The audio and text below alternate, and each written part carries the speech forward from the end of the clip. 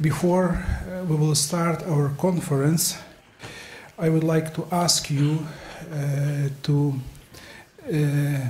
say our Father for our soldiers, for all who protecting our country and sacrificing themselves for just peace in Ukraine.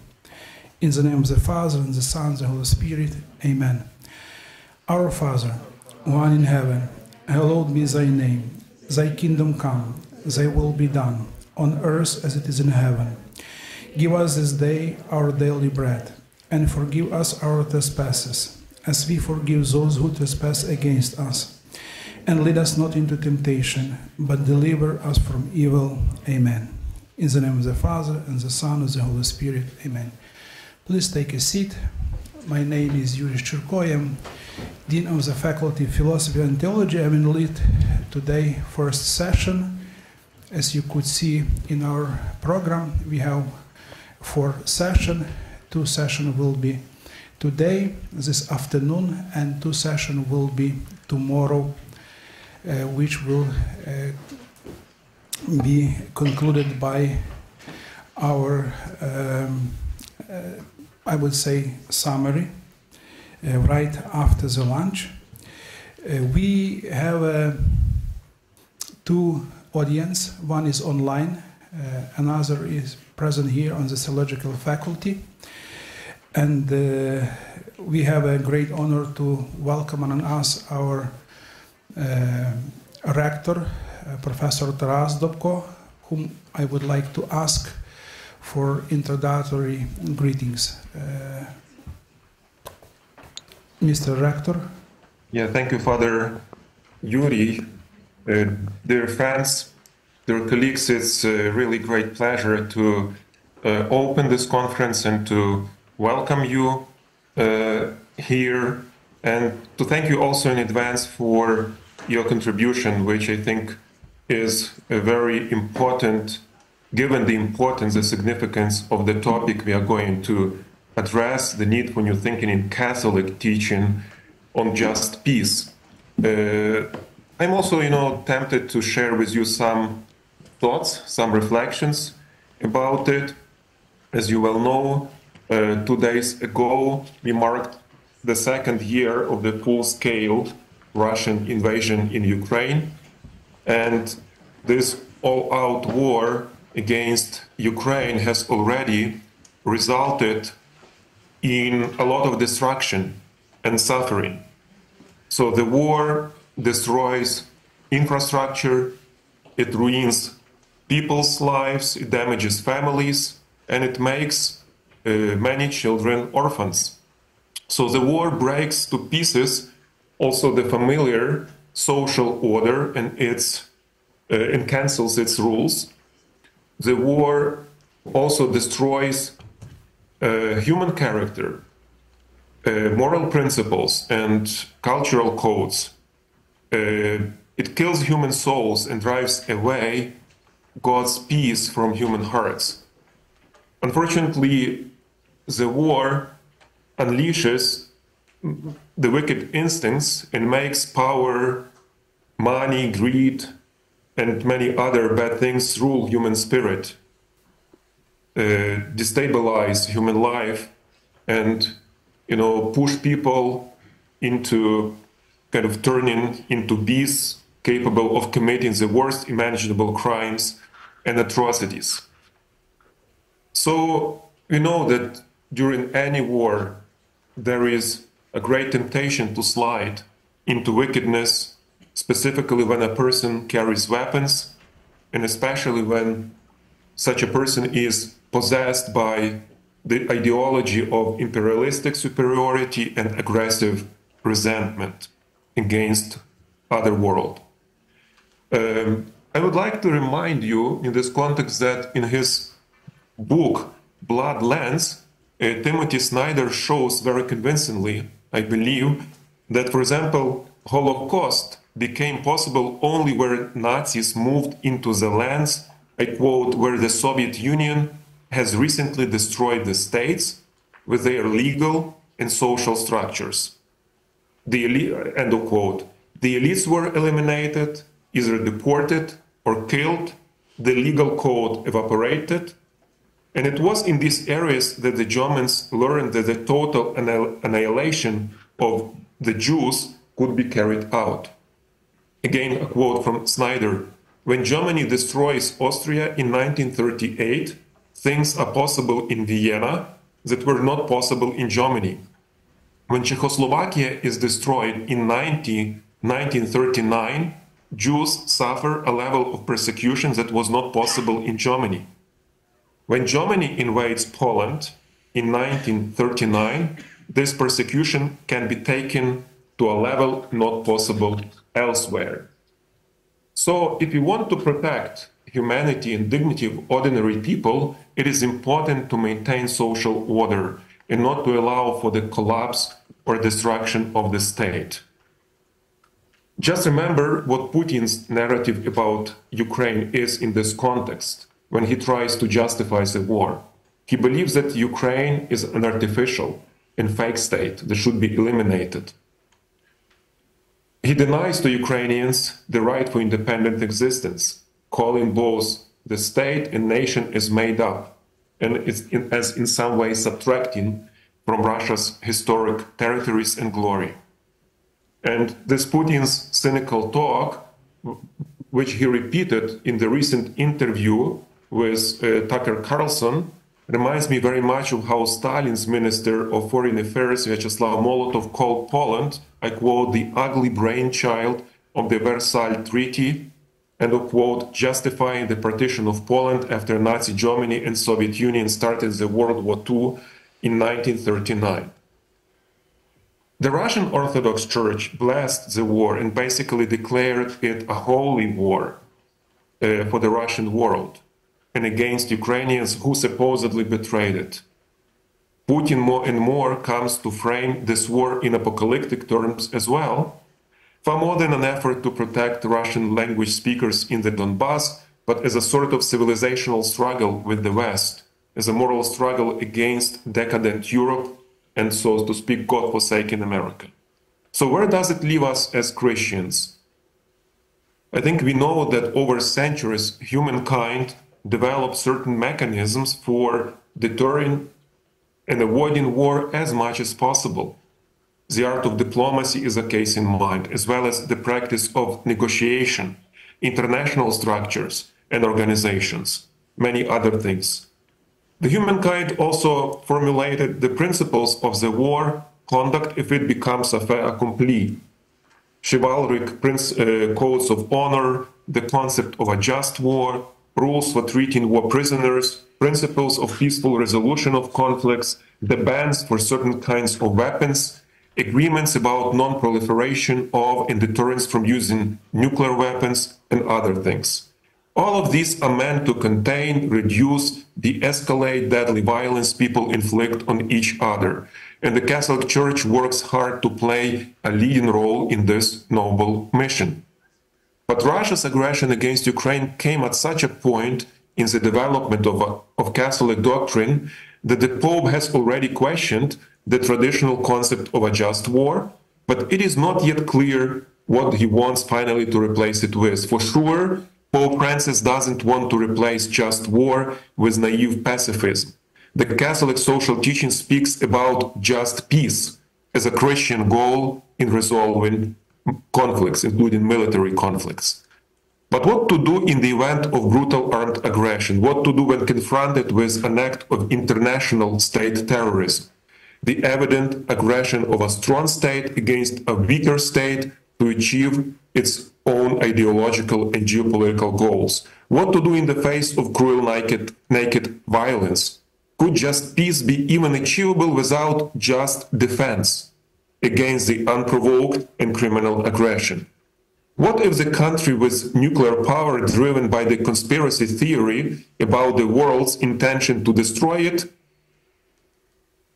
decides to show sheer contempt to all international agreements and invade its neighbor which declined its nuclear weapons?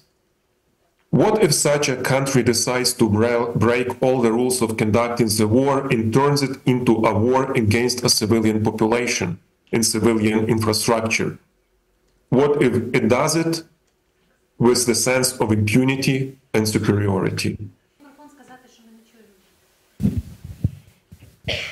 Пане Тарасе, ми вас не чуємо. Yeah, sorry for that. Знову щось там цей. Something happens. So evil can simply arise in certain societies and find its way into the hearts and minds of people, and such evil will not become good if we try to pacify it. It is important to realize that rational arguments may not work when you are faced with such evil, and the only recourse you have is to self-defense, eventually to stop it and to stop the bully by force. The West, with the help of fighting Ukrainians, started to realize what kind of evil Putin's regime represents. And we cannot confront a threat successfully if we don't understand it well. The Russian war is not a war for resources. Russia has a lot of them. It is not for capturing the cities. These are almost fully destroyed. French political analyst Nicolas Tenzer believes that Putin seeks no positive goal, so to speak, that we can envision. It's a war of destruction, a new barbarism in the 21st century.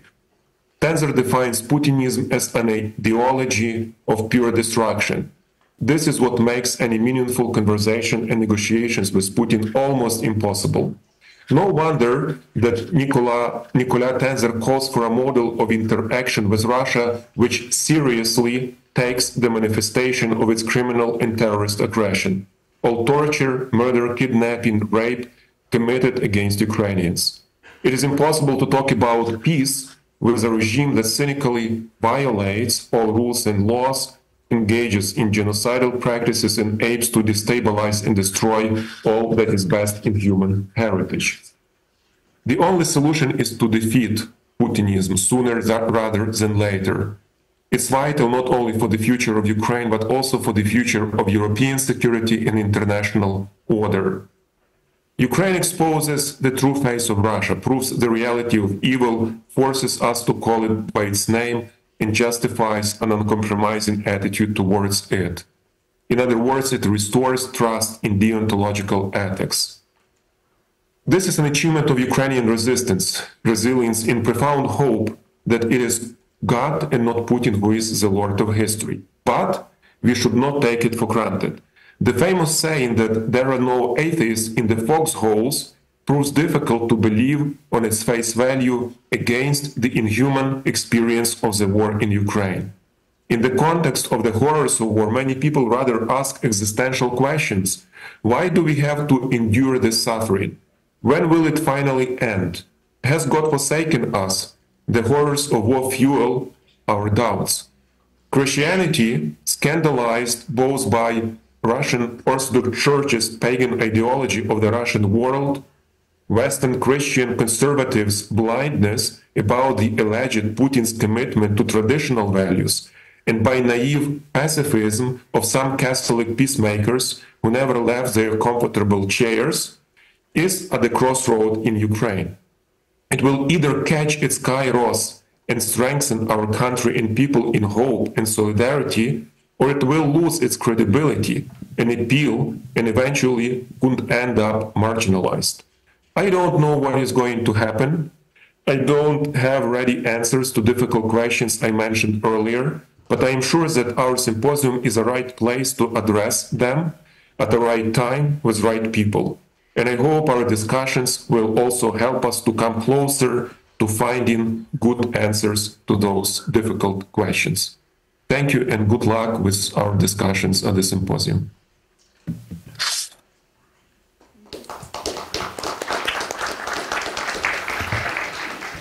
Thank you very much, Mr. Rector. We are also honored by the presence of Provost of Ukrainian Catholic University, Dr. Yaroslav Prytula. Pan Yaroslav, please say a couple of words for us.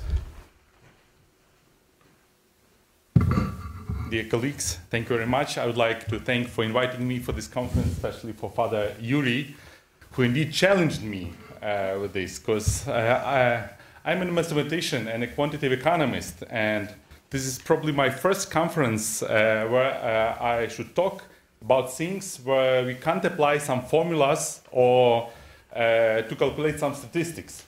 So please be kind to me. In light of recent aggression by Russia against Ukraine, it is evident that we are witnessing a shift in global dynamics where existing norms fail to address emerging threats effectively. As we navigate this order, it becomes imperative to explore such approaches to resolving global challenges. In my opinion, drawing the rich tradition of Catholic teaching, we can uncover valuable insights, albeit recognizing that not all aspects are explicitly addressed there. As a mathematician, I like definitions.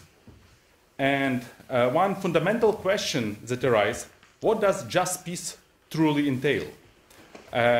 In the realm of my field, for example, in artificial intelligence research, we observe a plethora of definitions for the concepts like fairness. Indeed, AI researchers distinguish 21 definitions of fairness. Similarly, would we entertain multiple interpretations of just peace? Can we live in the world with different interpretations of just peace? I am sure that such a multitude of definitions would only obscure our understanding. Therefore, I wish this conference to clarify where evil resides and who is a victim in the current hybrid warfare plaguing our world. I wish this conference to clarify if there is a need, is there indeed a possibility for diplomatic solution of the current war, as sometimes Ukraine is suggested to go to these negotiations. Can we get rid of evil with diplomacy? Indeed, yesterday's killing of 9 Ukrainian prisoners of war by the Russians clearly shows what kind of diplomacy they are ready to use.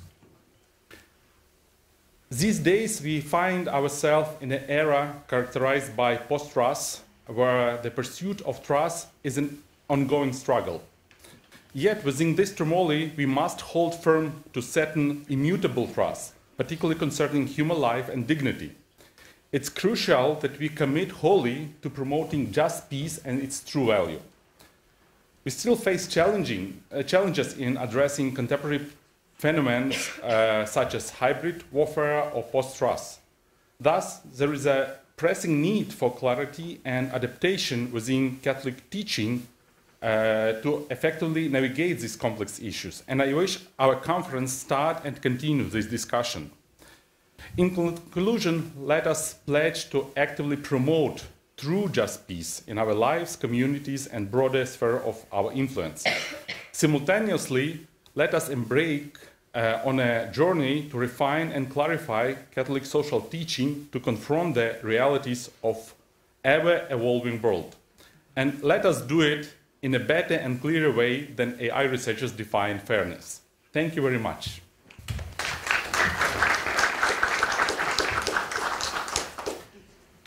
Thank you very much, Mr. Yaroslav. Now, before we'll proceed to our panel, I would like to have a couple introductory remarks. Last Saturday, we had a grim, unfortunately, already the second anniversary of the full-scale invasion of Russia into Ukraine. This year, as well as 8 previous years since the annexation of Crimea and parts of the Donbass and Luhansk regions, are marked by the thousands of losses of the lives of our citizens, unprecedented crimes, and numerous examples of dehumanization performed by Russian invaders. According to the calculation by the Institute for the Study of War, Russia currently occupies about 107,000 square kilometers. It's almost 18% from 603.7 thousand square kilometers of the territory of Ukraine, including Crimea, captured in 2014, and the regions of Donbass occupied until February 24, 2022. Russia captured the most significant number of Ukrainian territories in March 2022, when a total of 27% of the area of Ukraine was occupied. Subsequently, because of the expulsion of the Russians from the north of the country, the lightning-fast Kharkiv counteroffensive and the liberation of Kherson and the right bank of the Kherson region, and after the summer counteroffensive of the armed forces of Ukraine in 2023, Ukraine managed to liberate almost half of the territories occupied by Russia in the first year of the war. Instead, in the period after January 1st, 2023, that is more than during the entire second year of the invasion, the invaders managed to capture only approximately 0.1% of Ukrainian territory. What brought Russia to Ukraine? What are their offers and proposals for or to the humanity in 21st century?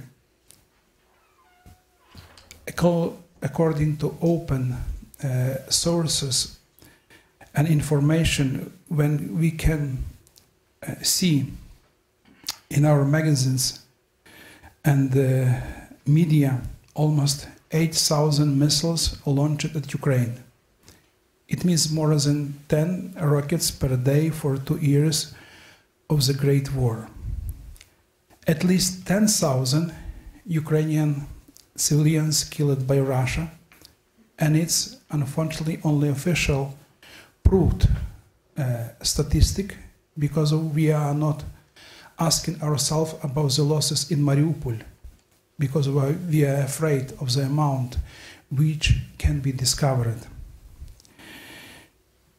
According to the United Refugee Agency, as of January 2024, about 3.7 million Ukrainians were considered internally displaced, while more than 6.3 million refugees from Ukraine are still abroad after 2 years of invasion. The United Nations estimates that 14.6 million Ukrainians will need humanitarian aid in 2024. How and why could we survive? We remember that no one believed that it was possible. We refused to be killed, or in better cases to live as enslaved persons.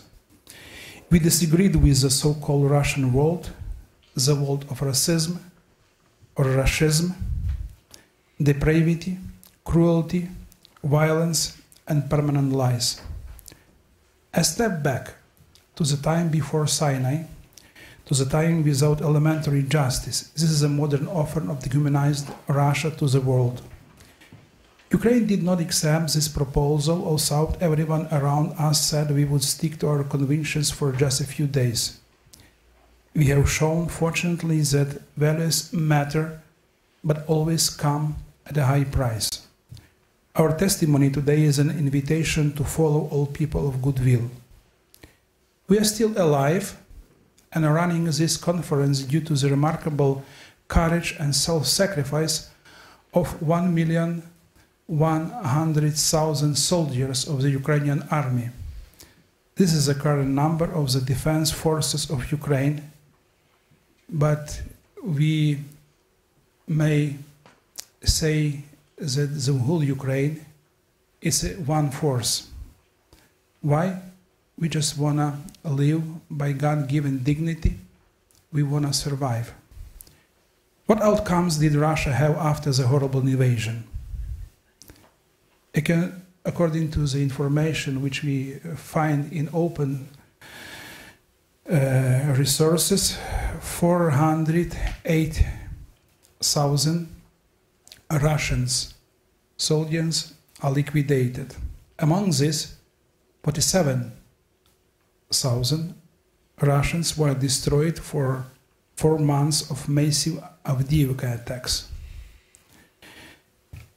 Among these, 10,000 units of military techniques are destroyed, and this is proved by photo and video. 33% the Black Sea fleet of Russia has been disabled. This is their price and how they build their future. Unfortunately, the Russians didn't refuse to follow their declared aims. Unfortunately, Russians do not have respect for the lives of their own people, as the Ukrainians even more. They behave as if they were possessed. However, we, protecting the lives of our beloved, have only one aim. It's just peace. The objective and the aim of our national self-defense is the same. We call it just peace. This is why, in cooperation with our partners, the University of Notre Dame, within the frame of the project Principle of Just War and Just Peace in the context of Russian aggression in Ukraine, we have already organized 2 international roundtables. One took place on March 28, 2023, under the title Just Peace for Ukraine, Threats and Challenges. And it took place here at UKU, Kozelnitska. And second one took place on September 12, 2023, in the Kyiv center of UKU, under the title Just Peace for Ukraine, Foundation of Security, Architecture in Ukraine and the World and Earth. Everything was done in cooperation with our partners from the Notre Dame University. And in fact, this project is only one of the 14 or 15 projects we are running with kind solidarity and help of University of Notre Dame. We need to talk and discuss more. This is why we are having this conference today, because today the world needs to hear the clear and prophetic voice of the Church, the voice of the truth, which names the aggressor, and the voice that intercedes for the victims.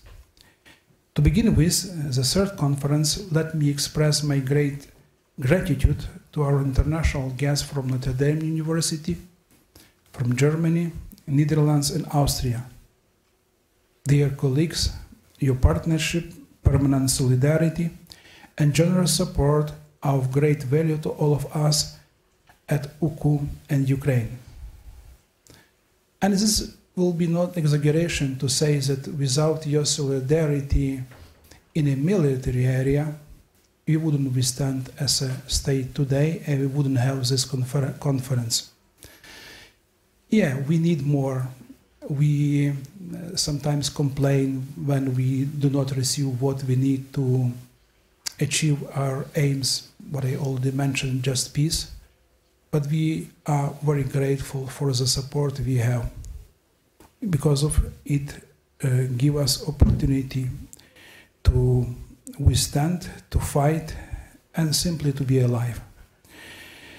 And now I would like to introduce to this honorable audience Professor Daniel Philpott of the Department of Political Science at the University of Notre Dame, United States.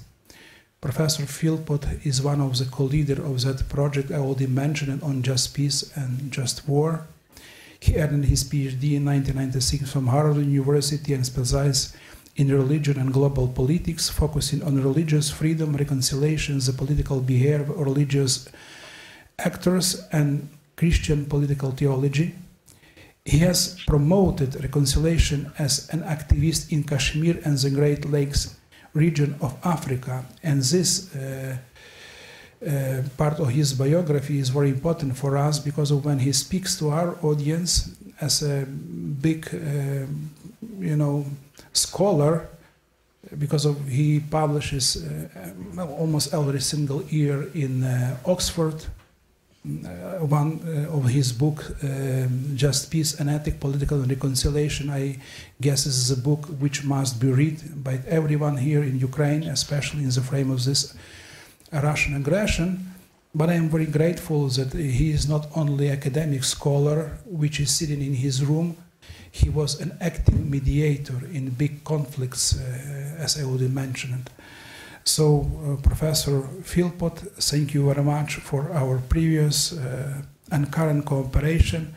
It's a big honor for us all here at UKU to cooperate with you, and the floor is yours.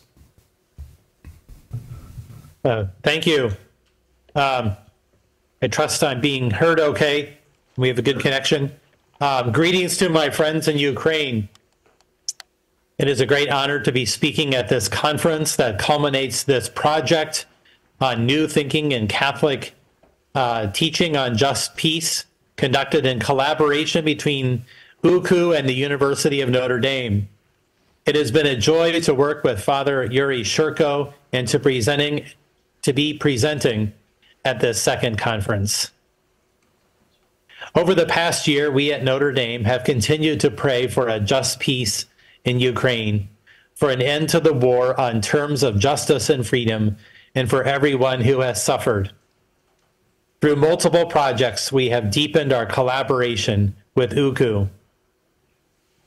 I read the headlines with anguish for Ukraine's struggle and with frustration that the U.S. Congress has not yet agreed to provide further aid and solidarity with the struggle.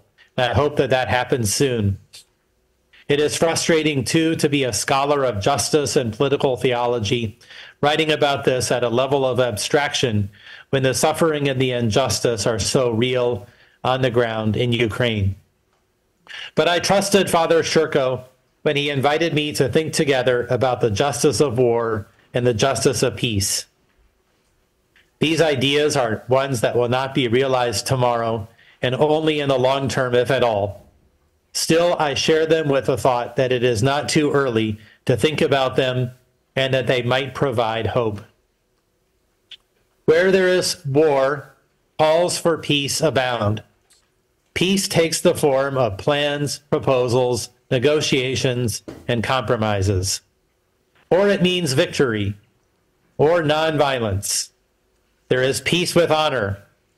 A pax rustica is asserted by Mr. Putin. Versions of peace proliferate and conflict to the point at which each one seems like no more than a proponent's view of politics. Whose peace? As long as there has been a war in Ukraine, people have proposed a peace that means a halt to the war. They cite the suffering. It is estimated that more than 300,000 Ukrainian and Russian soldiers have been killed and wounded, that tens of thousands have been killed. Father Shchurko mentioned the 10,000 Ukrainians killed in war crimes, and that more than 9 million Ukrainians have become refugees and displaced. Sirens, shortages, and missiles continually frighten Ukrainian civilians. Trauma and grief pervades. No end is in sight. Running through Pope Francis's more than 100 statements about the war is the leitmotif that war itself is the problem. Absurd, a tragedy, a human failure, folly, a defeat for humanity, madness, and a source of suffering for all. More coolly, political realists cite experts finding that Ukraine does not stand a reasonable chance of rolling back the Russians and that trying to do so risks nuclear war. From a different angle, politicians in the United States have gained electoral traction in calling for scaling back a commitment to a foreign war that is expensive and not in the U.S. interest. What all of these voices put forth is a minimal peace, prioritizing an end to fighting. The upshot is the same. Ukrainians should be coaxed or forced into negotiations. An end to the war is not true peace, though, if it means an end to Ukraine. Against a minimal peace is a peace shaped by justice. Saints Augustine and Thomas Aquinas, founders of the just war ethic, held that the purpose of a just war is a just peace. No peace without justice, Pope Paul VI is widely remembered as saying. A just peace would reverse Russia's invasion of Ukraine in February 2022 in its bids to control Ukrainian territory since 2014, frontal assaults on the most basic tenet of international law, the integrity of sovereign states. Russian President Vladimir Putin's crime is the crime of Hitler's Germany and Imperial Japan against its neighboring states, and of Saddam Hussein against Kuwait. Motivating this aggression is Putin's version of peace, a Pax Russica based on Ruski Mir, an ideology of Greater Russia that denies Ukraine's existence as a nation and looks upon Kiev as the spiritual heart of Russia. While suffering in the war is gargantuan, it is not morally neutral and arises from Russia's invasion, its war crimes in Bucha and other locales, and the resistance of Ukrainians who fight out of love for their nation and a desire not to return to decades of occupation. More and more, Pope Francis has amended his previous neutrality and has named and condemned Russia's injustice. While probability of success is rightly a criterion of a just war, realists habitually underestimate the role of will and morale, the factors that enabled Ukraine to defy the military experts in defeating Russia's attack on Kiev in spring 2022. Nor was Russia genuinely provoked by NATO, a defensive alliance formed to protect states against a Soviet invasion, and a threat not to Russia itself, but only to a Pax Russica that envisions Ukraine as a part of Russian territory. In a Christian ethic, though, a just peace involves more than defeating aggression. The just war ethic that dominates Christian thought on war and peace took its shape during the Middle Ages, when the Church adopted a concept of justice from Roman law, the constant will to render another his due. Expressed as law and rights, the concept of rendering due came to dominate the modern nation state and international law, where it means the rights of people and nations, not least the right of states such as Ukraine to be independent. Russia's exit is due to Ukraine. The notion of justice as rendering due, though, has occluded the original justice of the Bible, which means comprehensive right relationship, expressed by the Hebrew term tzedek and the Greek term dikaiosune. The Bible's justice is compatible with rights and law, but is wider, also including virtues that are not due to others, such as giving gift and performing mercy. It culminates in the cross and resurrection, God's reconciliation of the world to himself, which the Apostle Paul describes as God's justice. In politics, this justice entails not only the defeat of aggression, but also a range of practices that redress the range of wounds that violence and repression inflict.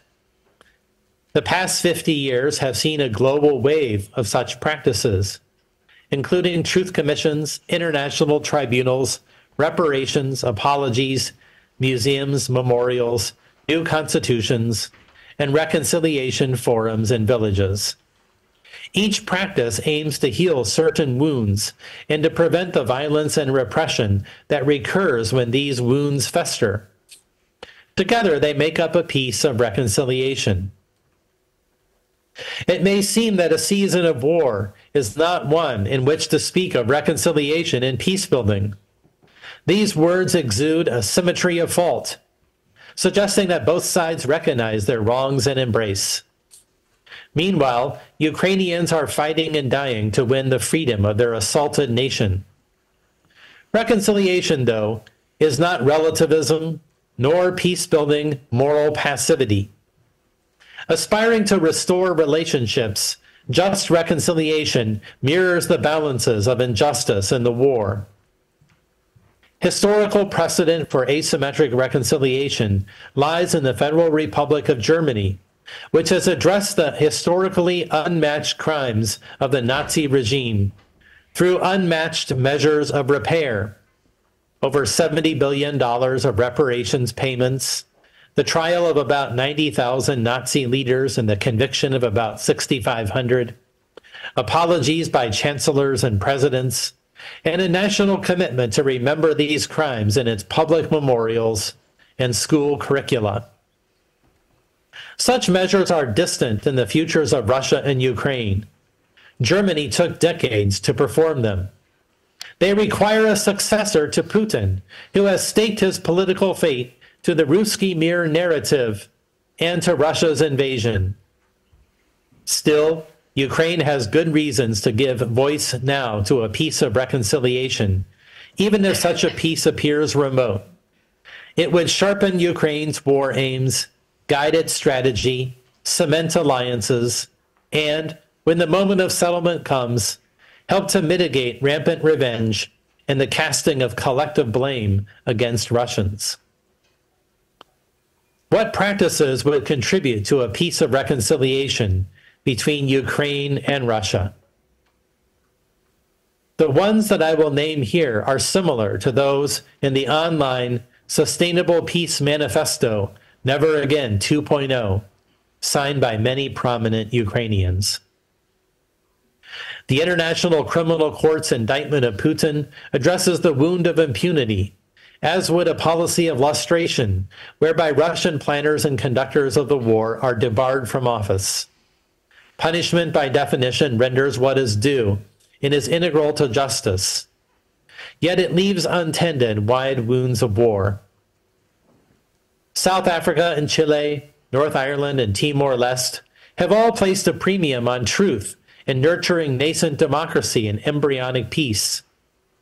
Truth disables dictators and spoilers who rely upon lies to regain power and restart violence, and confers recognition on victims whose suffering is prone to being forgotten or ignored.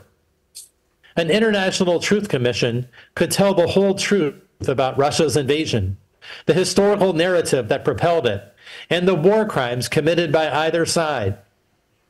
Conveyors of truth are also schools, museums, monuments, commemorations, and the investigations of journalists and scholars who are enabled by freedom of press, speech, and inquiry. While Putin represses this freedom in Russia, surrounding countries may advocate for it and support Russian dissenters. Reparative measures, including political apologies and financial reparations, have also multiplied in global politics. Both measures Russia owes to Ukraine, while both also can bring repair beyond what is strictly owed by conferring recognition and elevating the dignity of victims.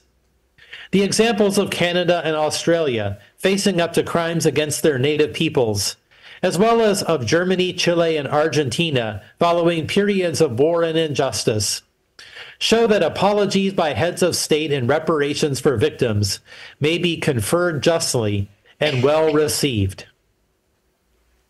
Forgiveness is the practice that has most distinguished Christian approaches to peace from those that activists and officials of the international community champion. It does not forego these other practices. At our first conference on the justice of war in Lviv, Ukraine, one Ukrainian participant widely asserted that in the midst of war, any talk of forgiveness towards Russians must take an apophatic form, naming first what forgiveness is not. It is not condoning injustice or renouncing a just war of defense, punishment, apology, and reparations. Yet forgiveness is different, departing from the justice of what is due. It is not owed, but is rather a gift that imitates and is enabled by God's grace. Pope St. John Paul II, who taught that our age is one of mercy, advocated forgiveness for the political realm and lived it by forgiving the assassin who shot him in St. Peter's Square on May 13th, 1981. Pope Benedict XVI and Pope Francis have also taught forgiveness and reconciliation for politics. Christians who have suffered through violence have practiced forgiveness in South Africa, Rwanda, Uganda, Northern Ireland, the United States, and elsewhere. Forgiveness contributes to a peace characterized by the justice of right relationship. Even should Ukrainians begin to give a voice to the peace of reconciliation, all of these practices will continue to seem distant as they fight a war to achieve a just peace of national independence and to avoid settling for a minimal peace that accepts Russian occupation. How might reconciliation germinate? A possibility lies in the precedent of meetings that took place in the immediate years after World War II between French and German politicians and civil society leaders under the auspices of moral rearmament and the Geneva Circle. Held out of public view in Switzerland, these gatherings forged ties between erstwhile enemies that paved the way for the founding of European federalism, eventually the European Union in 1950, an initiative envisioned by its founders as one of peace and reconciliation.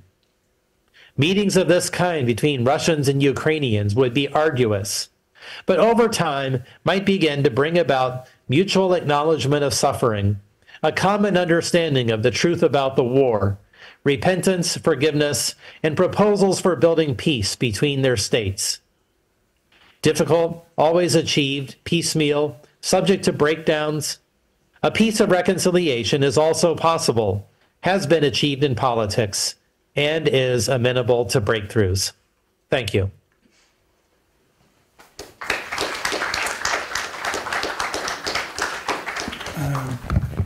Thank you very much, Professor Philpott. How much time do you have before you have to return to your duties with your lecture? Oh, I have another hour and 20 minutes. Okay, then we will proceed with other speeches, and we'll have a time for questions a little bit later. Today we also honored by the presence of Gerard Powers, Director of Catholic Peacebuilding Studies at the Kroc Institute of the University of Notre Dame. He is also coordinator of the Catholic Peacebuilding Network, which links 21 bishops' conferences, Catholic development agencies, universities, and independent peace organizations in an effort to enhance the study and practice of conflict prevention, conflict management, and post-conflict reconciliation in war-torn areas. To be honest, it's the most experienced practical person who not only consult more than 20 Catholic conferences, but Mr. Powers participates in almost every important conference around the world when it goes about peace, peace studies, just peace. This is why we are very grateful to the Lord for His solidarity with us, for His willingness to participate in our conferences. He participated in a conference which was run by the Ecumenical Institute. He participated into our previous round tables, and we are honored to have him one more time today. Mr. Powers, the floor is yours. Okay, thank you very much, Father Yuriy. It's very much a pleasure to be with you. And I join my longstanding colleague Dan Philpott in saying it is an honor to be part of this important conference, and it's an honor to be able to collaborate with the Ukrainian Catholic University on this event and previous events over the past 5 years. I've been amazed at how resilient, creative, and committed the Ukrainian Catholic University has been in carrying on and continuing its normal activities, but also these thoughtful, forward-looking discussions at a time when Ukraine is the victim of the most egregious aggression in Europe since World War II. And Ukraine has suffered and survived for 2 years of Russian aggression, but I will, with Dan Philpott, say that it's a travesty that Ukraine's courageous efforts to defend itself are now put at risk by narrow, neo-isolationist, partisan political agendas of one political party in the United States. Father Yuriy asked me to speak on the role of Pope Francis in addressing Russia's aggression against Ukraine, and specifically the Holy See's stance of impartiality or neutrality, and whether that only provokes aggressors like Putin and diminishes the Church's authority. Now, this is not my area of specialty, as I told Father Yuriy, but I always try to do what Father Yuriy asks, so I will give it my best shot. This is a complicated question. It raises a host of pastoral, ecclesiological, moral, geopolitical, and practical issues. So let me focus on two that I think are particularly important and that are more in my bailiwick. The first is the importance of the Holy See. The Holy See places on neutrality, primarily as a precondition for enabling it to mediate and promote dialogue among nations. Second, and I think more important, how the papal response to Russia's aggression against Ukraine is best understood not in terms of papal neutrality, but in the wider context of modern Catholic teaching on war and peace. Now, it's banal to say, but any analysis of the Holy See's engagement on issues of justice, peace, and other public issues must take into account the unique role of the Pope as both the temporal head of a state and the spiritual head of the Church. These twin roles are so closely intertwined that it is not always obvious if the Pope is speaking and acting as head of state or head of the Church. Now, for purposes of this short talk, I'll use Holy See and the Vatican interchangeably, even though they are distinct concepts. As head of state, the Pope has a responsibility to protect and promote the interests of the Holy See and the institutional Church around the world. As head of the Church, the Pope is a pastor, a teacher, and perhaps the world's most respected religious leader. First, on the neutrality of the Holy See as a state. Until the early 19th century, the Vatican was a medium-sized state in Italy that had military and political alliances. The moral and religious hazards associated with the Vatican's entanglement in these alliances is well known. Vatican neutrality was declared in 1821 and codified in the Lateran treaties of 1929. Permanent neutrality is a unique and central tenet of Vatican diplomacy and has been for more than a century. What the Holy See calls positive neutrality is not moral neutrality. It's not moral neutrality, but it's political and legal neutrality vis-a-vis nation states and political actors. This political legal neutrality serves the Pope both in his role as head of state and as head of the Church. The main benefit of permanent positive neutrality is that it facilitates the ability of the Holy See to mediate conflicts, a role that fits with the primacy that the Holy See gives the norm of dialogue. And the norm of dialogue is important in Catholic social teaching more generally. As Pope Francis said in 2023, positive neutrality gives the Holy See, quote, a certain standing in the international community that allows it to better assist in the resolution of conflicts and other matters. Massimo Faggioli adds that it is not a bystander neutrality, but one committed to bringing marginalized voices from the periphery to participate in dialogue, mainly through the UN and multilateral institutions, and that this reflects the Catholic theology of the unity of God's diverse human family and mirrors the unity of the Trinitarian God.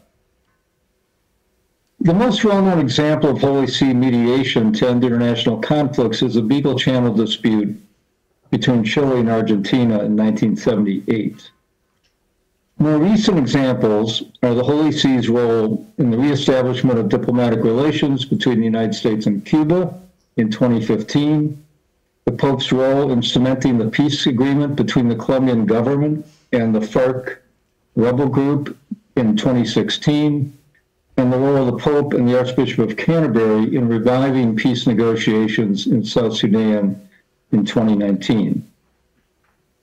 In responding to Russian aggression against Ukraine, the Pope and his emissaries have repeatedly offered the Holy See's good offices to pursue even the remotest possibility for mediating an end to the violence or somehow facilitating negotiations. Failing that, the Pope has tried to facilitate prisoner exchanges and the return of children the Russian government has forcibly removed from occupied Ukrainian territory. The Holy See's efforts are not likely to be any more successful in the future than they have been up until now. But the fact that the Holy See has offered its good offices to facilitate negotiations and dialogue is consistent with the normal practice of the Holy See in situations like this. Now let me focus on what I think is the more important question, which is the Church's religious mission, and say a few words about how political legal neutrality relates to that. The Pope is head of state, but he is first and foremost head of the Church, and arguably the world's most prominent religious and moral voice. Political legal neutrality serves the Holy See's religious mission in several ways. As pastor, the Pope is responsible for all the world's Catholics. Political neutrality and legal neutrality is consistent with the Pope's pastoral responsibility for Catholics around the world. If the Pope were to take sides in conflicts between states, he could be perceived as being more concerned about some Catholics than others. For the same reason, the Pope rejects efforts to define him narrowly as Pope of the poor, Pope of the periphery, or the Latin American Pope. In the case of Ukraine, the preferential option for the victim requires special pastoral concern for Ukrainian Catholics and all Ukrainians, who are obviously most victimized by Russia's aggression. But Catholics in Russia and Belarus are also suffering, albeit in very different ways and not in as serious a way as those in Ukraine, from this war and the repressive governments, as are those suffering from famine and food insecurity in countries in sub-Saharan Africa due to Russia's blockade of grain exports.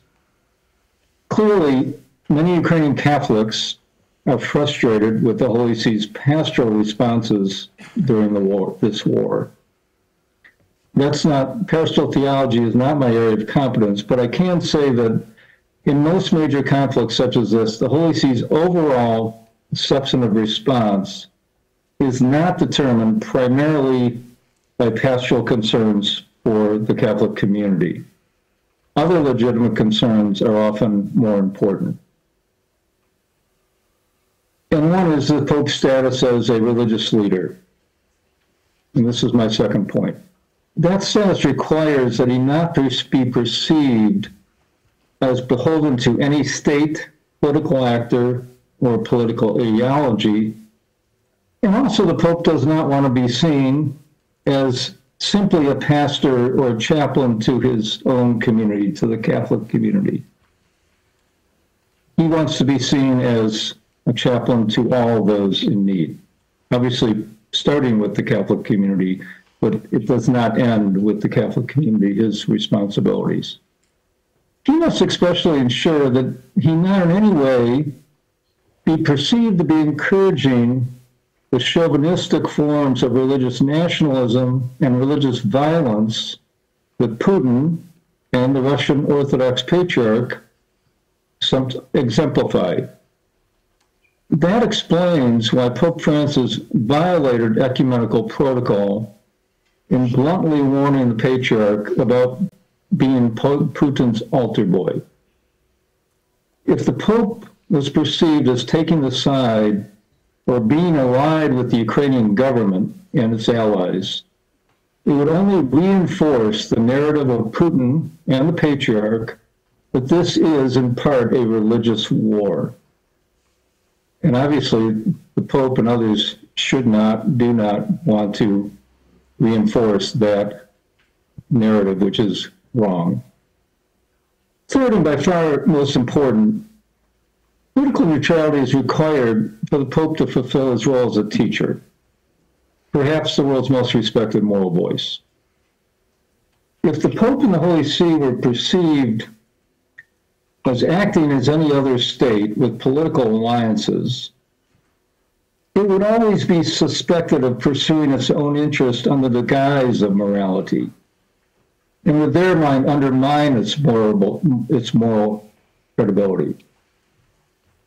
The church forgoes the hard power of partisan politics and military alliances for the soft power of moral credibility and moral suasion. Now, moral credibility depends on many things, including respecting the relative autonomy of the secular order. This concept in Catholic social teaching has the implication that the Pope addresses cases like Russia's aggression against Ukraine through the lens of the Church's rich tradition of reflecting on human dignity and the unity of the human family and corresponding conceptions of human rights and the common good. But the Church is clear that it does not offer a blueprint for society or for politics.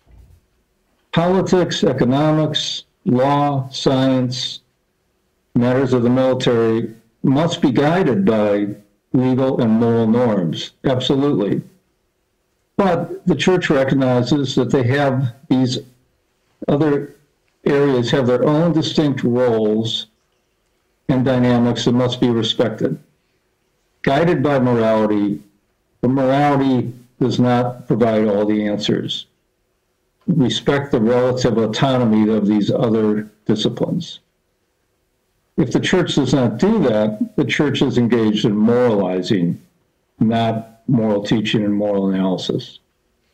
The Pope can warn against the potential for genocide in Ukraine, Gaza or Rwanda, for example, but genocide is a legal term. It's a legal term.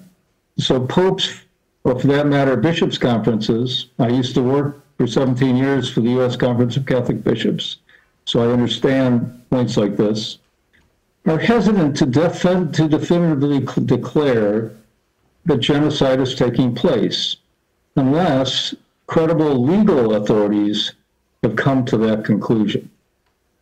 Similarly, contingent prudential moral judgments are required in order to ascertain whether the just war criteria, such as last resort, probability of success, right intention, proportionality, are met in any particular case. That is one reason popes rarely cite specific just war norms in addressing conflicts. Rather, they take a more hortatory approach, appealing to the need for a just peace, holding up a vision of a better way. Professor Philpott mentioned how popes tend to talk about war as a tragedy, a failure of humanity, and the like. Popes tend to leave it to ethicists, policymakers, military leaders, and citizens to make the prudential moral judgments required by the just war criteria. Now let me comment on a few specific issues that have arisen in the case of Ukraine. Those are so I've just given you some general considerations that are relevant. But let me focus on some specific issues that have led some to conclude that the Pope's neutrality has undermined his moral clarity and moral credibility in this case. First, one thing should be clear. Pope Francis is not Pius XII before and during World War II. Pope Francis may not be accused fairly of remaining silent in the face of Russian aggression. As Pablo Schmitzner points out, quote, the Pope has been exceptionally outspoken about the war in Ukraine, unquote. In the first year after Russia's 2022 invasion, the Pope issued more than 100 statements on the war, and those statements have continued to multiply in the past year. He has repeatedly condemned aggression against Ukraine, deplored the martyrdom of Ukraine, supported Ukraine's sovereignty and its right to self-defense, expressed solidarity with Ukrainian soldiers who are defending their homeland, and even compared the invasion to the Soviet-induced famine of the 1930s. But Pope Francis is criticized for not specifically condemning Putin and Russia. There might be an exceptional case or two, but in general, popes do not name and shame for a variety of reasons. I named and shamed at the beginning of this some political party, a political party in the United States at the beginning of my talk, but popes do not name and shame for a variety of reasons. First, as Pope Francis himself has pointed out, it adds nothing and would make little difference. Everyone knows when he condemns aggression against Ukraine that he is referring to Russia and its leader.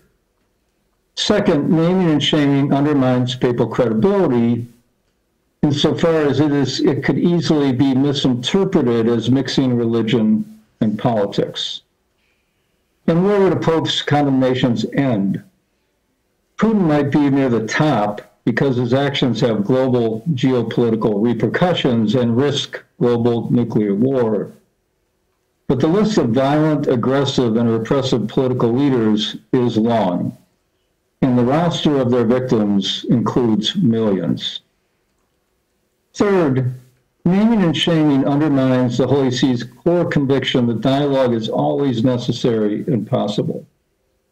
Wars sometimes end by military victory, to be sure, by one side, or the removal of an aggressive leader, but wars often end by difficult negotiations. A few recent cases suggest that Pope Francis' approach to the aggression against Ukraine is more in continuity with his predecessors than an aberration. In 1990, much like Russia against Ukraine, aggression against Ukraine, Iraq used force to annex Kuwait, perhaps the most blatant act of aggression since World War II up until that time. Iraq quickly overthrew the Kuwaiti government and imposed a violent and repressive occupation. Yet Pope John Paul II did not support the UN-authorized use of military force to reverse the aggression, and as far as I know, never condemned Saddam Hussein or Iraq by name. In a letter to Saddam Hussein about 6 months after the aggression, on January 15th, 1991, he implored him to be courageous and to seek peace, but did not mention his aggression. On the same day, he wrote to President George Bush, urging him not to intervene to defend Kuwait and reverse Iraqi aggression, because war would not likely bring an adequate solution, but would lead to devastating and unpredictable consequences and possibly even worse injustices. John Paul II issued many statements about the genocide in Bosnia and Kosovo and talked of the right and duty of humanitarian intervention, but he defined intervention in mostly non-military terms, opposing lifting the arms embargo that had been imposed by the UN on all of the nations of the former Yugoslavia, and opposing NATO intervention in Kosovo because it was not approved by the UN Security Council. Again, he rarely, if ever, mentioned Milosevic or Serbia, the main instigators of the genocide, by name. In 2003, the Pope vigorously opposed the U.S. preventive war against Iraq, but he never condemned President Bush or the United States by name in any of his very strong messages against the war. Similarly, Cardinal Ratzinger said the intervention violated the Catechism of the UN Charter, but did not mention the United States by name. It would be highly unusual if Pope Francis were to condemn Putin or Russia by name. Popes routinely condemn acts of aggression, genocide, human rights abuses, and the like, but they do not name names, and they do not take sides. Rather, their interventions are noted for their hortatory appeals against war and for dialogue and diplomacy. And they have always expressed the Holy See's willingness to play a mediating role. That brings me to a final and perhaps the most important point. And I've argued this in much more details in some of the prior conferences that the Ukrainian Catholic University has hosted. But Pope Francis's approach to Russian aggression against Ukraine is consistent with his predecessors in substance. If the Pope-mobile had a bumper sticker, it would say, "War is not the answer." And if the Swiss Guards open an investigation to find out who defaced the Pope-mobile with that bumper sticker, John the 23rd, Paul the 6th, John Paul II, and Francis would all be suspects. None of them preached pacifism. All recognized a right and duty to defend against ongoing aggression. They have not abandoned the just war tradition, but they have interpreted it in a highly restrictive way. Fratelli Tutti did not reject the just war tradition, as many commentators have claimed. Rather, I believe, if a careful analysis shows that it merely rejected the highly permissive interpretations of the just war traditions, the very kinds of permissive interpretations of just war that are now being used by Putin and the Moscow Patriarch to justify aggression against Ukraine. The popes have always put the just war tradition where it rightly belongs in church teaching, where it always has been in church teaching, in the wider context of the church's rich tradition of reflection on the requirements of a just peace and reconciliation. It is this concern for preserving the church's teaching on war and peace, far more than its concern for legal and political neutrality, that I think explain Pope Francis's response to the Russian invasion of Ukraine. Thanks very much.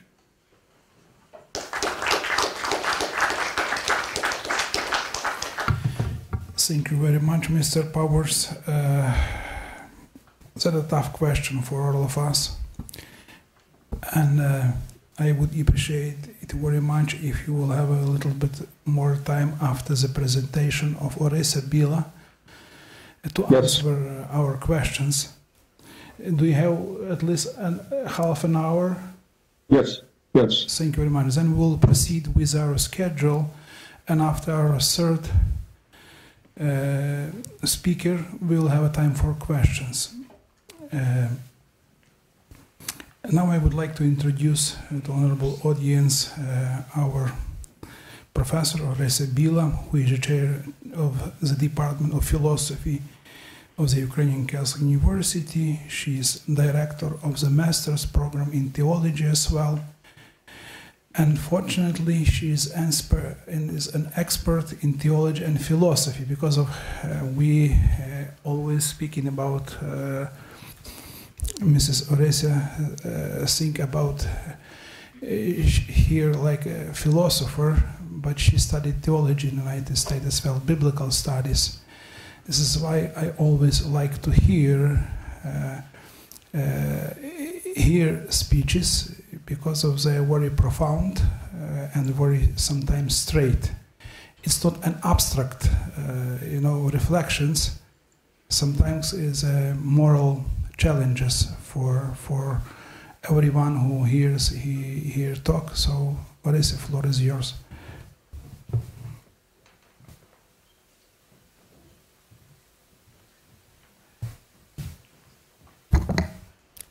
Thank you for your kind words. Dear ladies and gentlemen, esteemed colleagues and fellow seekers of truth, this paper I addressed first of all to my students, to the future theologians. But before I started, I really want to thank everybody, and especially our fellows from Notre Dame University, for supporting Ukraine and Ukrainian Catholic universities in these hard times. This is crucially important for us. So, it's both with humility and urgency that I stand before you today to address the profound moral and theological challenges posed by the ongoing Russo-Ukrainian war. As we gather here to reflect on the second anniversary of the full-scale Russian invasion of Ukraine, we are confronted not only with the stark realities of violence and suffering, but also with the deeper questions of how we as Christians are called to respond to the phenomenon of unpunished evil in our world. In my presentation, I will delve into four main themes. Firstly, I will explore the intricate relationship between war and justice, illustrating why a mere sense of justice falls short as a sufficient criterion for taking a clear ethical stance in support of any party in conflict. Next, I will examine the contemporary landscape, shedding light on how the dynamics of modern warfare have shifted, particularly emphasizing the hybrid nature of the current war. Additionally, I will uncover the complexities of contemporary public discourse on war and reveal how Russia capitalizes on it. In the third section, I will explore the notion of reconciliation for the sake of reconciliation, exposing its ethical vulnerabilities. Lastly, I will address the role and responsibilities of Christians in response to the challenges posed by the war. So the first. In May 2022, I was giving a lecture on a Russian invasion at the Institute of Philosophy at the Catholic University of Lviv. I wanted to convey to the Western audience the unpleasant truth about the war, in which millions of Ukrainians found themselves unexpectedly. After the lecture ended, one of the listeners commented, "Why do you think the Ukrainians' position is objective and deserves support?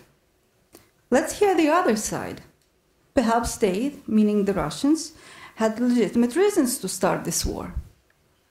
Reflecting on the nature of war and even superficially analyzing the main events from the history of Western civilization, I'm now compelled to acknowledge that the noble, at first glance, idea of restoring justice has been the pretext for initiating many armed conflicts and wars.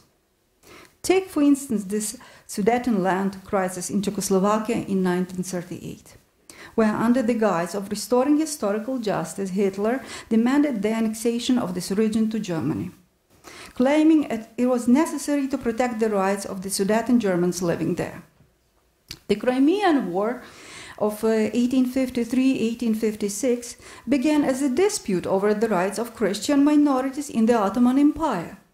Russia presented its invasion of Crimea as a protection of Orthodox Christians, though in reality it had strategic objectives to expand its influence in the Balkans and control over the Black Sea. Consider also the recent instance of Vladimir Putin's interview with Tucker Carlson, where the topic of restoring historical justice emerged as a pervasive theme. This was despite Putin's own display of a particularly unique interpretation of historical events. While appeals to justice are frequently used by states or groups to legitimize military actions, the notion of justice alone does not ensure their legitimacy, primarily for two reasons. First, the perception of justice is inherently subjective, varying widely across different cultural, historical, political, and personal contexts. What may seem just to one party can be perceived as unjust by another. Secondly, leaders of governments might invoke justice as a strategic tool to sway public opinion, justify acts of aggression, or obscure the actual motivation behind a conflict, whether they are strategic, economic, or political in nature. Attending solely to the narratives of conflicting parties fails to offer a full insight into the situation and should not be the sole basis for conflict resolution. It's imperative to also consider additional factors, such as the ethical and moral implications of military actions, adherence to international law principles, and the risks to global civilization. The casualties among civilians and the widespread devastation wrought by war necessitate a deeper examination of conflict origins. The value and sanctity of human life, the common good, and responsibility towards future generations are meta-principles that inherently complement the pursuit of peace and justice in the context of the social teaching of the Catholic Church. The pursuit of peace or the desire for justice alone makes the structure of social life unstable or even dangerous, like scaffolding without support. In this war, Russia regrettably exhibits a disregard for principles and lawlessness that not only overlooks the tenets of international law and the sovereignty of other nations, but also neglects the fundamental human rights, including respect for and the intrinsic value of human life. Second part, a country of contradictions and paradoxes. Ivan Karamazov, a character from Dostoevsky's novel, prophetically declared, "If there is no God, everything is permitted. The paradox of contemporary Russia is that it possesses a church, yet seems to lack God presence. The main cathedral of the Russian armed forces starkly symbolizes who, or really what, truly reigns as the deity of the Russian state and identifies its devout followers. The situation's irony deepens as Russia, especially over the past decade and notably in this conflict, positions itself as the guardian of traditional values. It asserts itself as the last authentic refuge for the preservation of eternal metaphysical truths, natural laws, and divine commandments. The collapse of the Soviet Union marks a pivotal moment that can be interpreted as the signaling the close of the modern era on its terrain. Unlike the Western world, where a decisive moment came in the decade following the end of the World War II, the countries of the Soviet bloc seem frozen in the rigid structures of modernity. And the year 1989 marked not only the end of the empire, but also the beginning of the redefinition for the countries and peoples who unexpectedly found themselves in a new existential situation. Describing the state of contemporary society with its variability and instability, the rejection of traditional structures and frameworks once considered immutable, sociologist Zygmunt Bauman introduced the term liquid modernity. Social structures, identities, and ideologies are no longer stable and predictable, forcing individuals to constantly adapt to changes, requiring flexibility, but also leading to feelings of uncertainty and temporariness. Social bonds became more ephemeral, and traditional institutions such as family, class, and nation lose their former stability and influence. Liquid modernity represents an era of new opportunities and also of new anxieties. The changing world is both attractive and repulsive, demanding more responsibility, personal involvement, and the courage to be. For the former Soviet citizens, unaccustomed to freedom, the post-USSR dissolution era was undeniably challenging. In the absence of solid societal frameworks, even the notion of truth required reevaluation. Extending Zygmunt Bauman's liquid modernity to encompass knowledge, information, and truth, I propose the term liquid truth. In the fluid landscape of liquid modernity, characterized by perpetual flux and instability, liquid truth captures a scenario where truth, objectivity, and absoluteness are up for debate. Information is swiftly altered or molded by media influences, ideological variances, and individual convictions. Thus, truth becomes a relative concept, its validity contingent upon the context and the angle of the perception, or the agendas of particular groups or entities. Unlike post-truth, liquid truth does not signify the end of truth per se, but rather points to its fluidity and contextuality, encapsulating the idea that your truth and mine may differ. The Russian state machinery is a complex hybrid, combining the rigidity of a totalitarian system with highly adaptive strategies for navigating the information landscape. Russia skillfully employs a variety of information manipulation tactics to advance its agenda, both domestically and internationally. This includes leveraging state-controlled media for propagandizing to its domestic audience, disseminating disinformation and fabricating news for international observers, and engaging in selective information sharing and factual distortions epitomized by the notorious denial there are no Russian troops here, a statement well known to Ukrainians, "Nas tam net." The machinery behind this, consisting of bot and troll factories, swiftly shifts focus from one topic to another, promoting Kremlin-endorsed narratives and swaying public opinion across social and media platforms. In The Origins of Totalitarianism, this is a book published in 1951, Hannah Arendt discussed the totalitarian state and discusses that the totalitarian states are founded on two pillars: terror, which instills fear internally among the populace, and propaganda, aimed at persuading those outside of its immediate control. However, the Russian form of totalitarianism merges these strategies, applying both terror and propaganda across the board without distinguishing between those within the country and those abroad. This approach involves spreading misinformation globally while also making nuclear threats.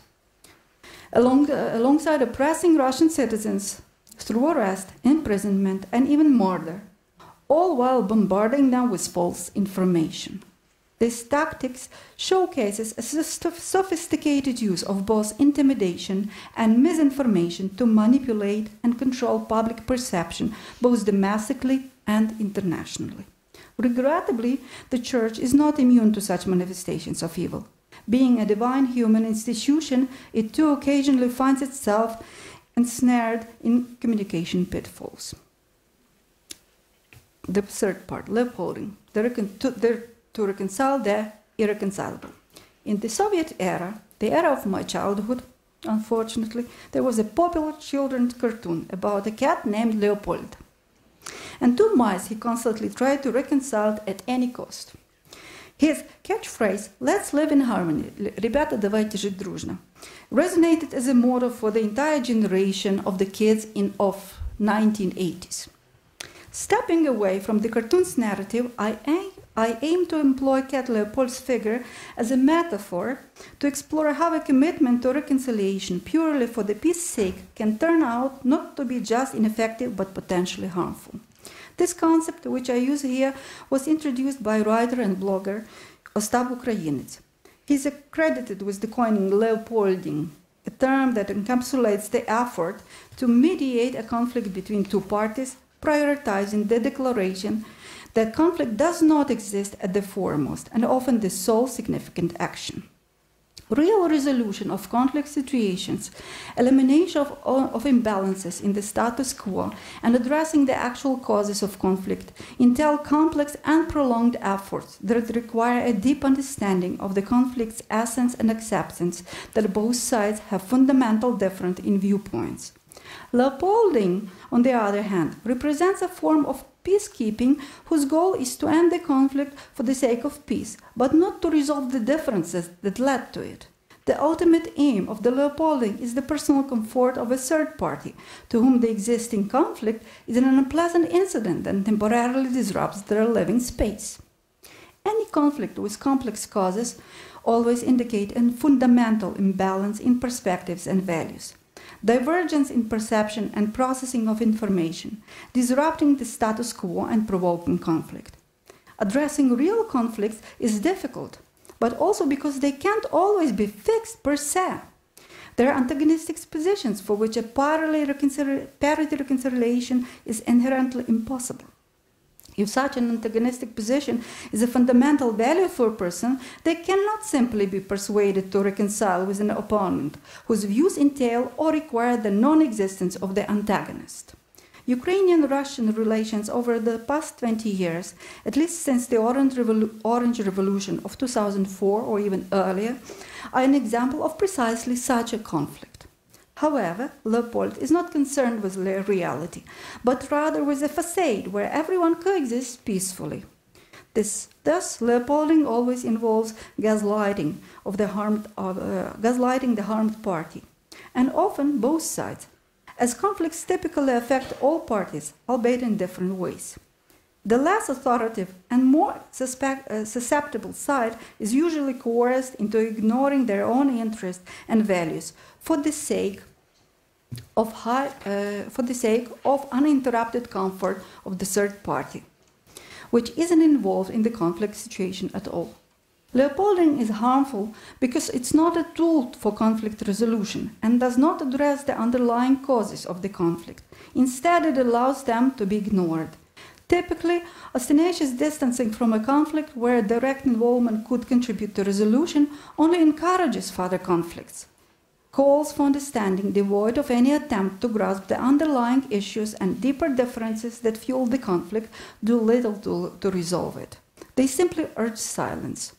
On the other hand, engaging in dialogue aimed at resolving the conflict may lead to uncomfortable politicization of discussions. By accepting the strategy of Leopolding imposed by the third party, dissenting parties are forced to be less themselves, so as not to give the impression that the behavior of one side of the conflict may be morally, ethically, deontologically, or politically ambiguous.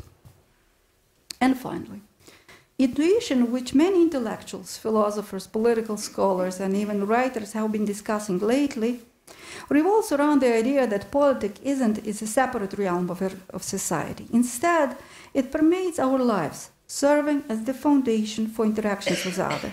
As Alain Badiou puts it, Machiavelli, this is the beginning of the quote, Machiavelli famously described politics as the art of deception.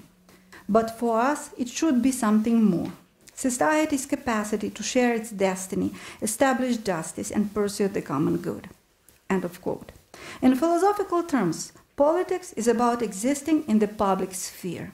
In theological terms, it's not just about human interests. It's a sphere where individuals can uncover deeper truths about themselves, their role in the world, and their obligations to the community and to God. In striving for a better world, politics become a calling to serve not only earthly needs, but also higher moral and spiritual ideals, illuminating the path to the common good through the lens of eternal truth. In his letter to the Corinthians, this is the first letter of Corinthians 12, explaining the nature of the church, the Apostle Paul uses the metaphor of the body. The church, as the body of Christ, symbolizes the deep unity of believers with Jesus Christ. At the same time, he emphasizes the interdependence of the members of the church. Just as in the body, no part can exist independently of the others, so too every believer requires community with other members of the church for spiritual growth and service. For various reasons, the church cannot stand aloof from the tragic events unfolding today, but it must be careful not to become entangled in false narratives. I particularly urge caution to avoid finding ourselves in a morally ambitious situations resembling Leopold's dilemma. Peace and reconciliation lose their meaning where their national intent lacks sincerity in resolving the conflict. Worse still is when the conflict remains unresolved because its terms demand the annihilation of the other party, not just as the discussion participant, but in a literal cessation of their existence. A compromise is a mutually beneficial agreement where both sides make concessions to achieve a greater good. However, not all compromises are equal, and some may be morally unacceptable or harmful. Philosopher Avishai Margalit calls these rotten compromises, which violate fundamental moral principles and values, such as justice or human rights. Rotten compromises often result from strong political or social pressure, where parties feel compelled to sacrifice their principles to achieve a greater goal. However, resorting to such compromising ultimately undermines the legitimacy of the negotiating process and harms the foundation of society.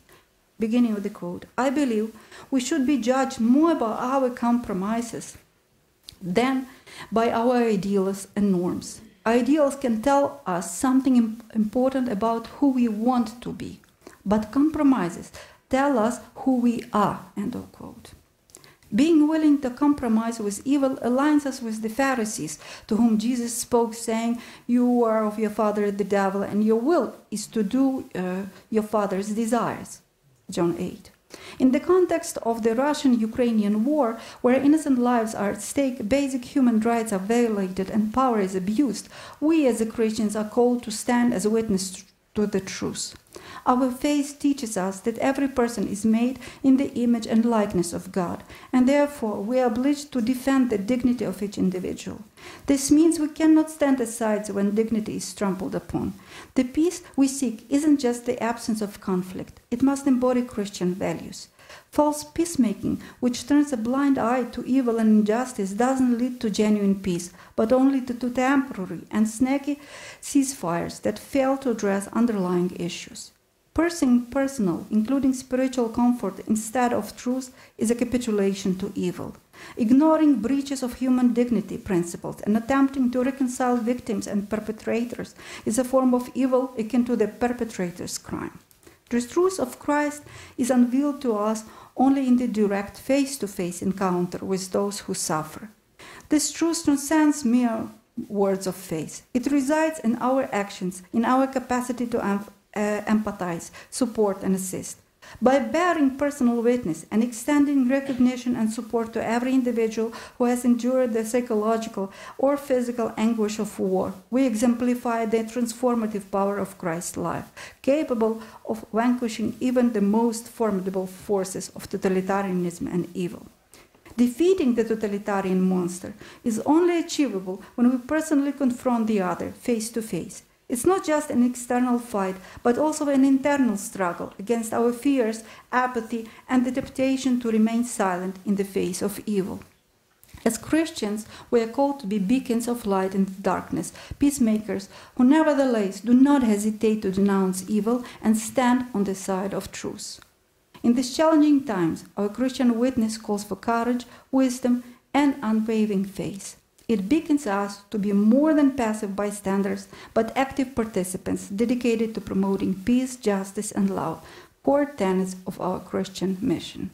Thank you.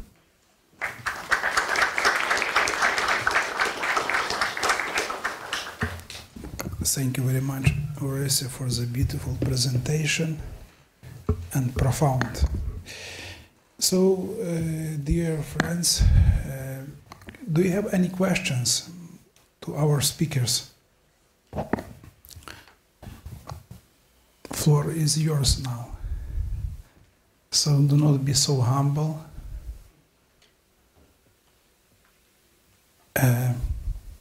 Does someone has any question to Professor Peel, Philpott, Mr. Powers, Mrs. Orysya, Bila? Because it will be not very good if I will ask by myself.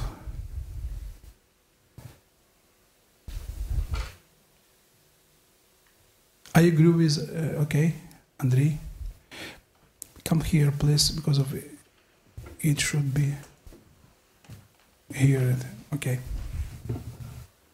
Use mic.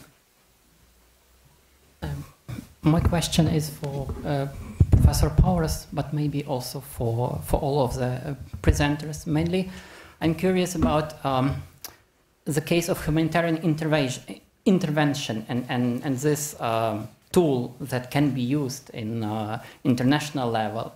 But also, my question is, what are the reasons why this tool, this humanitarian intervention, is not so easily embraced by just peace scholars and its proponents?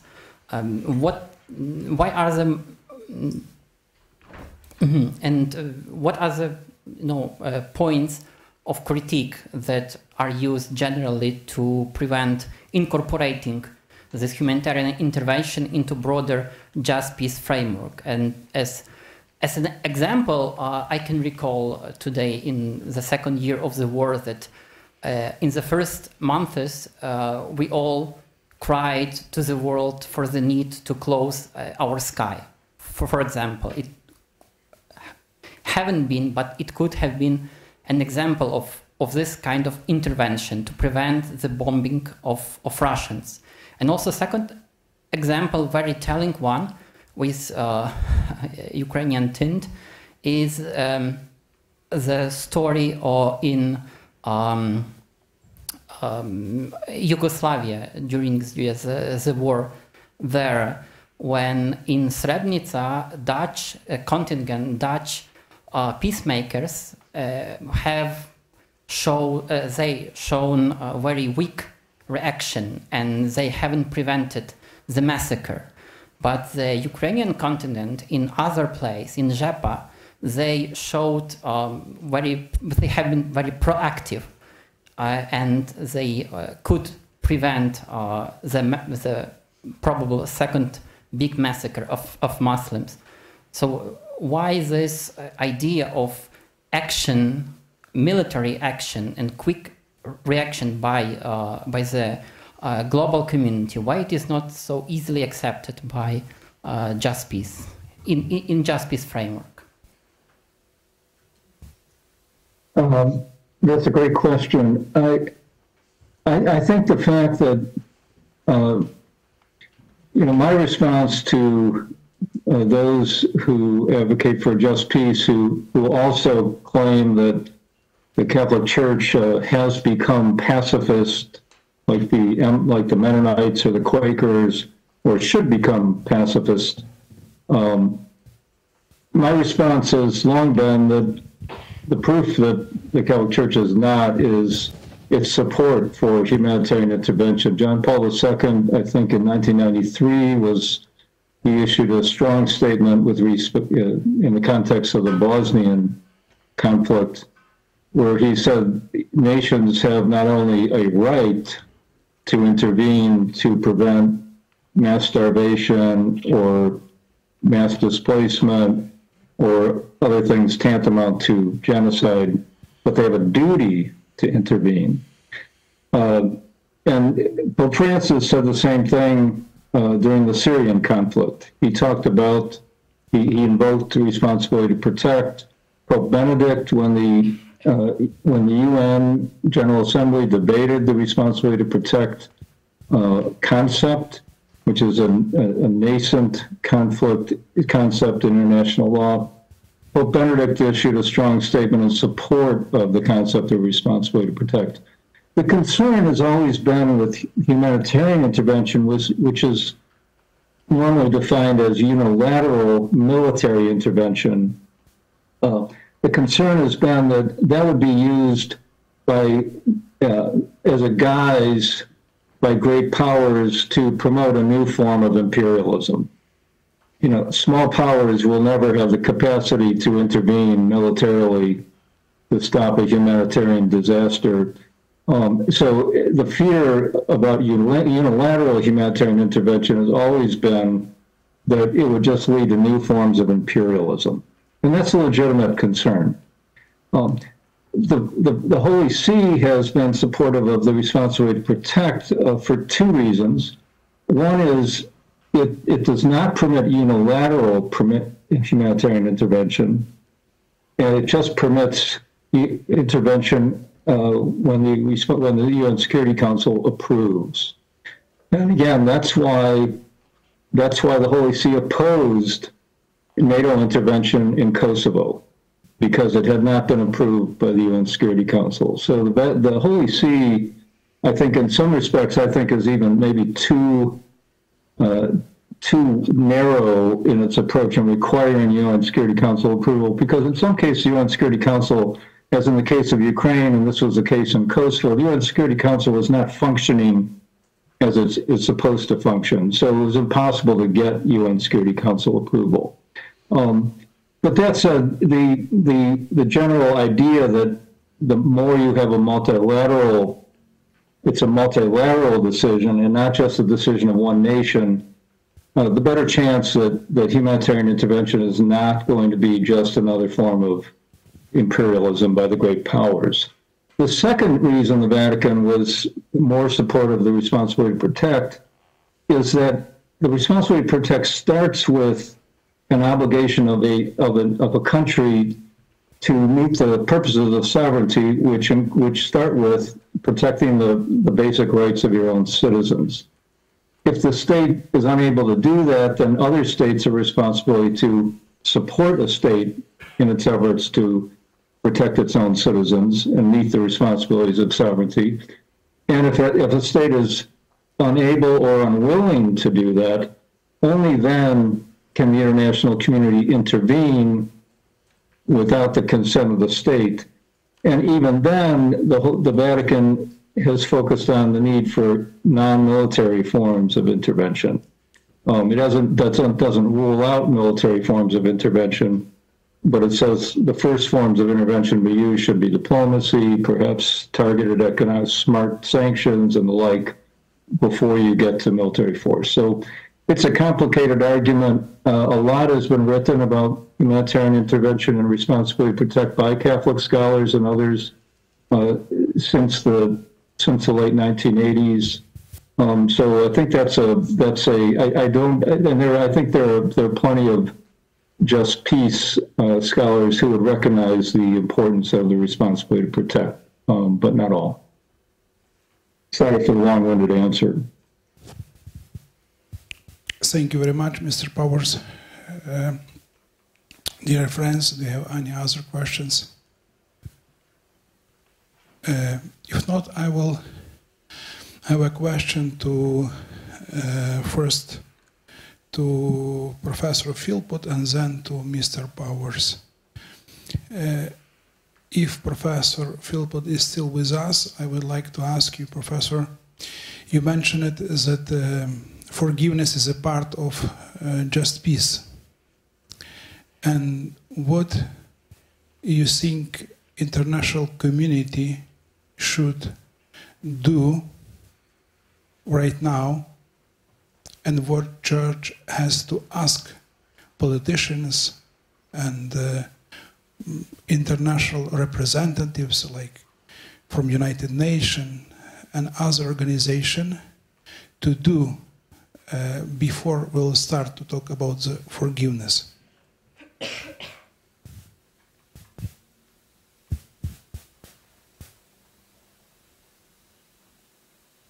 Okay, thank you for a great question, Father Shchurko.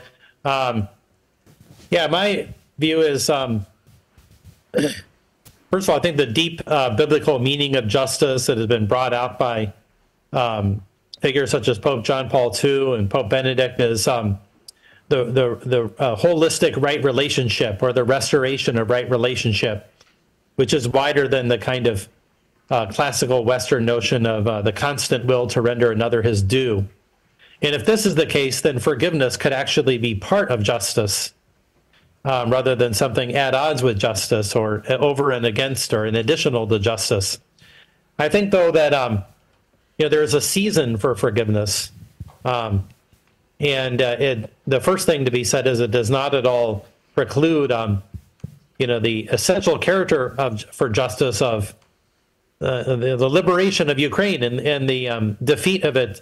Defeat of Russia and the restoration of its territory and of the nation, and that is indispensable and non-negotiable for a just peace.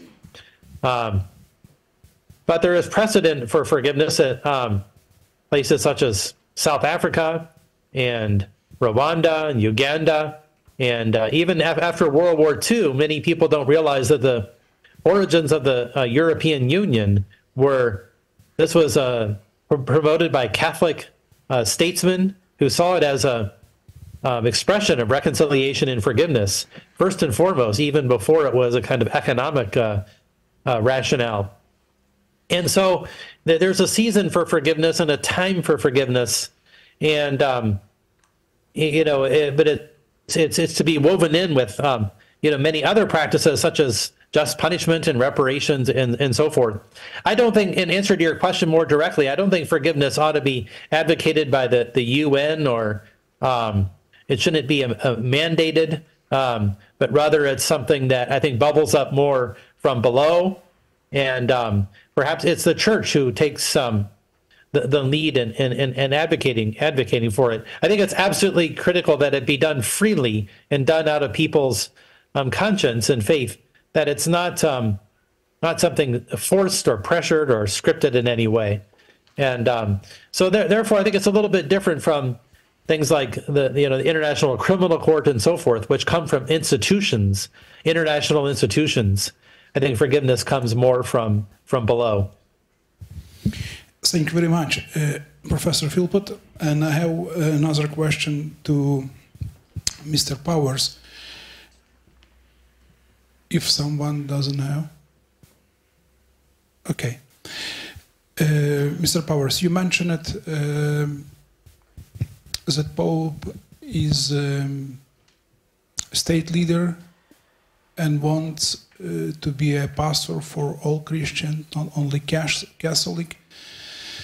This is why he behaves in the way he behaves. He intercedes for Ukrainians using every opportunity. We agree with this. But what we suspect here in Ukraine is that in Vatican and circles around the Pope, there is a problem of understanding of the role of Russian Orthodox Church in the war of Ukraine, because of, as we could see from their official statements, Russian Orthodox Church created a genocide of the genocidal idea of the Russian world, which Russian state tried to implement in Ukraine. So, if it is a heresy, as it was condemned by Orthodox theologians, why we, as Catholic, only were courageous just to mention Patriarch as an altar boy, like his personal behavior, but we do not want to admit that something wrong happening with the community which blesses the world, the war, and no one of hundreds of Russian Orthodox bishops dared to condemn the war. They keep it silence. They keep silence until now. And sometimes they present themselves as protectors of Christian values. Rabbi Deseni in the Gregorian University, speaking about the relationship between Catholic and Jewish leaders, called it a decadence or regress of theology. When we think and being like spectaculars of huge crime, humbly, modestly, keeping silence without naming it's a heresy and appealing to change this awful and unbiblical, unchristian behavior. What do you think? Why the communication from the side of the Holy See is so weak? That's my question. I do not, this is not my area of specialty, ecumenism, in particular Catholic Orthodox relationships. I'm used to be familiar with it to an extent because when I was at the U.S. Conference of Catholic Bishops between 1987 and 2004, one of my areas of responsibility was to focus on religious freedom in the Soviet Union and then the former Soviet bloc countries. And so I've spent quite a bit of time working on that, but that was many, many years ago. And I do not know those at the Vatican who are responsible for Russian Orthodox Catholic relationships. So I simply can't comment on that. I think my more general point is, in general, a pope or other Catholic leaders do not comment on, other Christian bodies or other religious bodies and the appropriateness of their theology and their ethics, especially when it's in cases like this. I think it would be unusual to find Catholics, leaders trying to hold Orthodox leaders accountable for what they say to their own people. I think the assumption is that it's for the Orthodox to hold their own people accountable and for Catholics to hold their people accountable to being in conforming with church tradition. But that said, I would be very, very surprised if anybody at the Holy See in a responsible position would in any way support this concept of the Russian world, a greater Russia, the use of force to restore a greater Russia, and the use of force to protect the Orthodox Church in Ukraine, or all those arguments that have been used by the Patriarch and others in the Russian Orthodox Church would be rejected out of hand because they're against Catholic social teaching.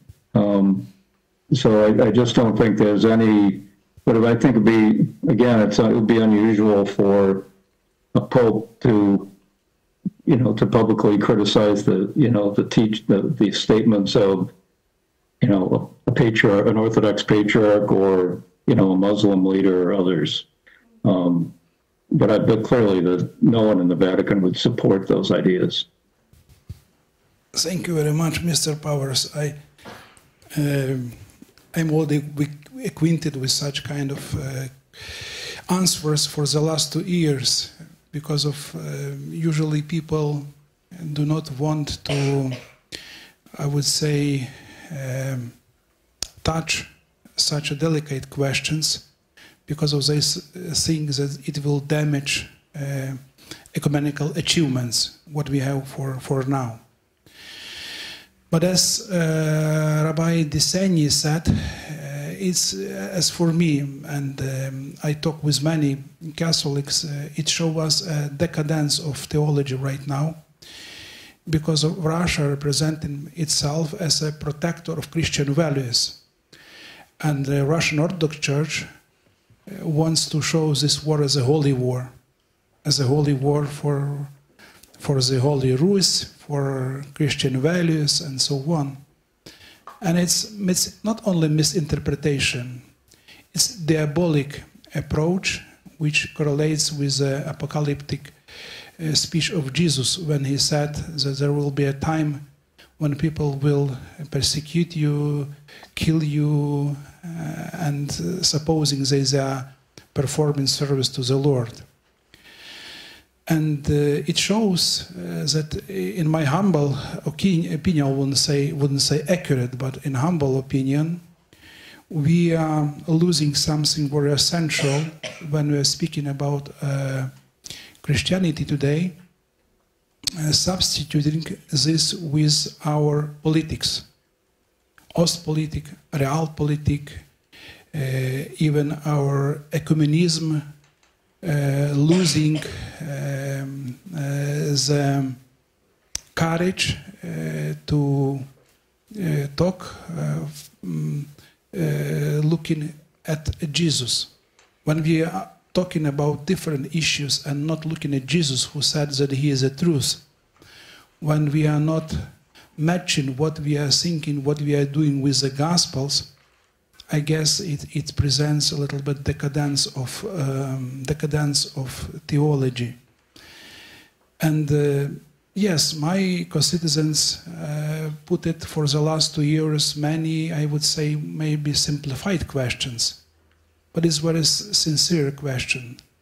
When the people want to say what is evil, what is good, where some people are behaving in accordance with the gospel, and when they are not, because of all complicated diplomacy, all complicated policy, doesn't help us to protect our lives, because of every single day and night we are bombed, we are killed, and we are feeling more and more desperate when people are already feeling tired because of the war of Ukraine. Yesterday I have read the interview of our professor Rector, and he said that he was a couple of times asked on the West during his public lectures, why don't you stop the war? And he smiled that we as Ukrainians sometimes are accused of not stopping war, as if it depends, on our decision.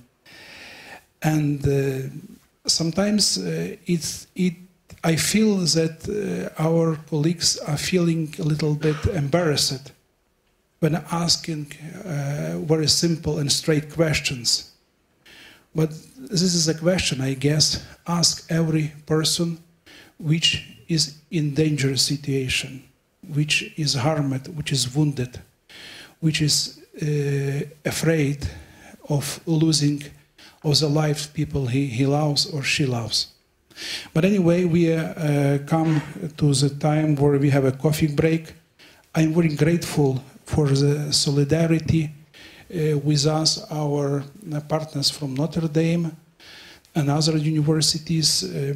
I am very glad that Professor Philpott started today his speech with the need of weapons for Ukraine, with the need of military support, which will bring and make possible just peace in Ukraine. Thank you very much, professors.